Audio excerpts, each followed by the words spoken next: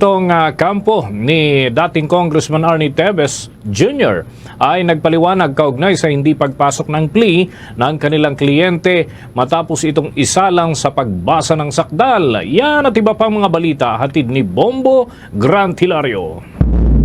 Binigyang linaw ng kampo ni former Negros Oriental Representative Arnolfo Arnie Teves Jr. ang hindi nito pagpasok ng not guilty plea sa naganap na arraignments ngayong araw. Wala kasing inihaing plea ang naturang dating kongresista sa pagbasa ng sakdal sa mga kaso nitong may kaugnayan sa illegal possession of firearms at illegal possession of explosives. Kanina kasi sa isinagawang arraignments para sa mga kasong kinakarap ng dating congressman ay kanyang ininvoke ang karapatan sa pagsambit ng mga katagang I invoke my rights to remain silent. Ito mismo ang kanyang naging tugon sa una at makalawang arraignments na parehong isinagawa kaninang umaga dito sa Manila Regional Trial Court Branch 12, Lungsod ng Maynila. Kaya't ang korte na ang siyang nagpasok ng not guilty plea para sa dating kongresista ng Negros Oriental na si Arnolfo Arnie Teves Jr. Dahil dito ay ipinaliwanag ng kanyang abogado na si Attorney Ferdinand Topacio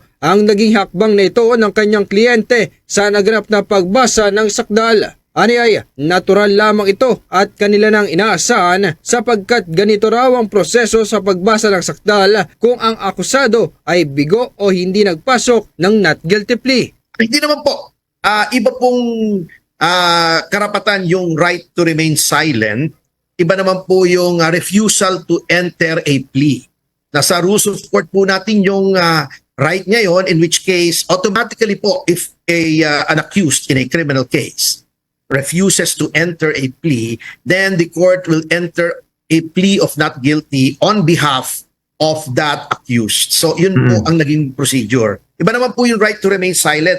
That is with respect to a criminal proceedings from the beginning of custodial interrogation until trial. Dagdag pa ng abogadong si Attorney Ferdinand Topacio na ang implikasyon ng pag-invoke ni dating Congressman Arnolfo Arnie Teves Jr. ng kanyang karapatang manahimik ay bunsod ng mga katanungan pang nais nila magkaroon ng kasagutan, kung saan naninindigan pa rin ang kanilang kampo na mayroong irregularidad sa naging pagpapadala kay Teves pabalik na bansa mula Timor-Leste. The implication is that we still have pending questions with respect to the jurisdiction of the court, considering that it is our stand that the handover to the executive branch of the Timor-Leste government and the subsequent repatriation of Mr. Teves were illegal acts. Samantala, hinggil naman sa consolidation ng mga kaso ng dating kongresista, inihayag ng kanyang abogado na ito'y aprobado na ng korte. Kaya't aniyay consolidated na ang dalawang kaso nito na illegal possession of explosives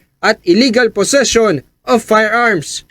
Relates to only one incident, yun po yung raid na kine-question din po namin, yung naganap na paghahalughog and it will form part of our defense. Sapagkat sa aming pananaw, ayon po sa saligang batas at saka mga implementing rules ng pag-serve or pag-implement ng search warrant ay may kalabisan pong ginawa ang ating mga may kapangyarihan.